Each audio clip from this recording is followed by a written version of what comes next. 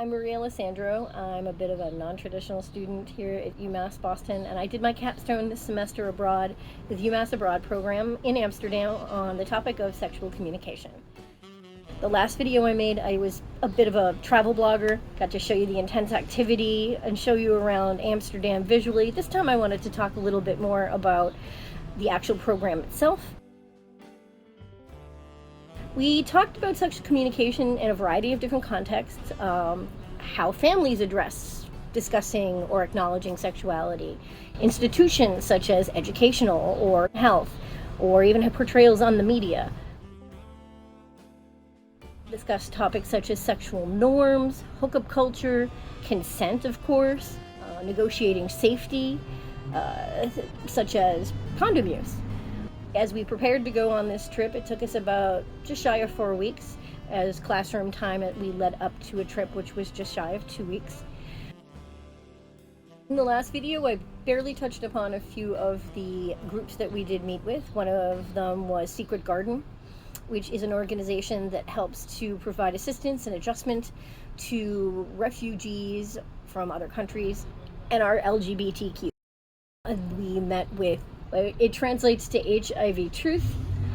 They are a group that spent time trying to re-educate people and dispel myths about having HIV in this day and age. It's no longer a death sentence. People who have HIV can live normal, vibrant lives with the right management and care, and to show us examples of that and have people come and tell us personal stories about their life. We also met people from a publication called Hello Gorgeous, which branches off of that HIV vitality, how there is no need to think of HIV as a death sentence anymore, and that people with HIV are part of our community and thrive in life as well as anyone else does. And that was an introduction to their magazine that presents them. You can look them up online, Hello Gorgeous.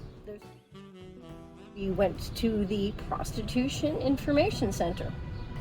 Being that sex work, including prostitution, is decriminalized in Amsterdam and allowed to happen, it was a very interesting trip to have sex worker tell us about how sex works in Amsterdam as a legitimate work and recognized as such rather than be criminalized as we are used to seeing it portrayed in the States, since prostitution here is illegal. It was nice to see representation from sex work, hear their words, and take part in it. Actually, myself and one of my other classmates decided to have that person, whose name is Bear, hi Bear, take us on an additional tour separate from the actual school group on queer history in Amsterdam.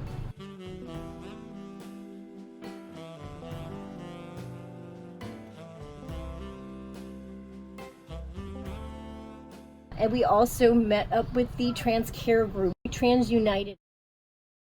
And that was a wonderful, really educational afternoon. We spent talking with people about coming to Amsterdam, what it's like to get trans care. The system there is a little different. They do not use informed consent.